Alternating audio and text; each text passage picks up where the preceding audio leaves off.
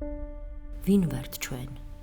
ვინც ასზე მეტი დღეა მაინც ვდგავართ ქალაქის მთავარ პროსპექტზე და ადგილიდან არ ვიცვრით. ვინ არიან ის ადამიანები, ვინც მაშინაც კი არ კარგავენ იმედს, როდესაც უმეტესობა ფრუსტრაციაში შეშდება. ისინი, ვინც მიუხედავად მუდმივი ტკივილისა, ზეწოლისა და იმედგაცრუებისა არ კარგავენ მოქმედების სურვილს.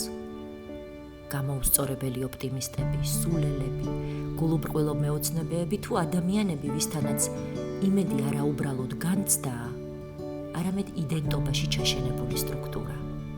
ვინ არიან ეს შეშლილი მედეგები და რა კვებავს მათ შეუპოვარ მოძრაობას? მათთვის წინააღმდეგობა არ ნიშნავს გმირობას, არამედ უბრალოდ აუცილებელ მოქმედებას. გათვითცნობიერებულად უძლებენ იმას, რასაც სხვები ვერ. არ იცავენ თავს ილუზიით, რომ ყველაფერი კარგადაა, კი არ ებრძვიან შიშს, არამედ მოქმედებენ მიუხედავად შიშისა. არ ფიქრობენ, რომ რადგან ყველა დუმს თავადაც უნდა გაჩუმდნენ, პირიქით ფიქრობენ, რომ სწორედ ამიტომ უნდა ახმაურდნენ განსაკუთრებულად.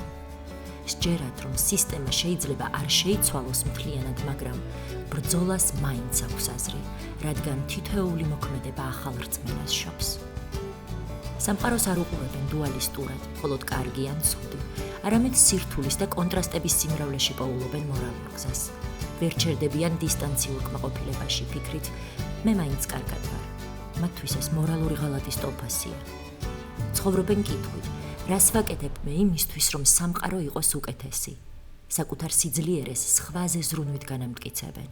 სხვის ტკივილს გრძნობენ არა როგორც ნანახ ამბავს, არამედ როგორც პირად ვალდებულებას. უმეტესწილად არ ითხოვენ აღიარებას. ხშირად თავად უჭერთ საკუთარი დამსახურებების აღიარებაც კი.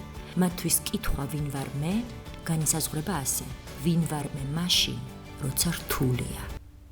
თუმცა მიუხედავად სიძლიერისა, თუ კი საბოლოოდ რწმენის საყრდენი შეირყა, როგორც ყველასთან, არსებობს დაგვიანებული ფსიქიკური ჩამოშლის საფრთხე, უეცარი გაქრობა, რწმენის დაკარგვა, ემოციური კრიზისი, დეპრესია.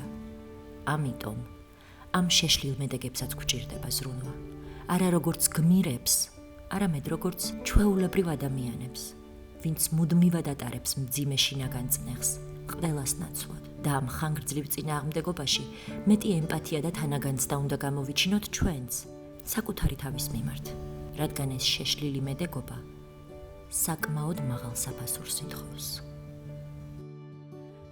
სიყვარულით ქვეყნის სამსახურში.